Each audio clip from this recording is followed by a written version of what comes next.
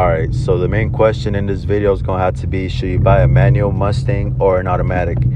And personally, that's really all gonna depend on the person and how he wants to take it. Like, let's say for example, you want to make it a really like fast car on the track. You want to get a fast time on the track.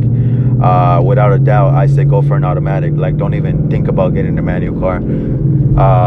There is no way possible a manual car can beat a track car, like fixed up, that's automatic, like, you know. But on the other hand, let's say you don't want to take it to the track, you just want a nice, you know, pretty fast car on the street, whatever. I say go for a manual.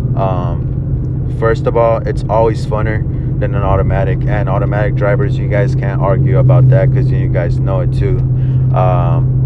I used to have an automatic and I got pretty bored of it. Like, I used to have pedal shifters and it was fun, you know, don't get me wrong. But it wasn't, for sure, it wasn't as fun as downshifting like on a manual car.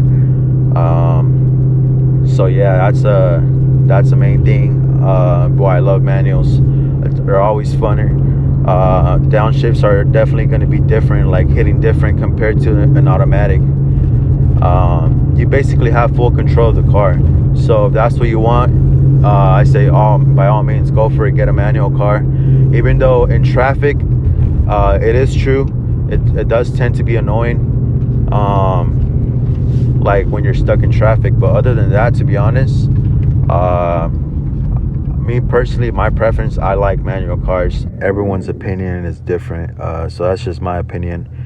But if you are looking to get a Mustang, make sure you do your research before getting one, because manual transmissions on a Mustang do tend to have problems.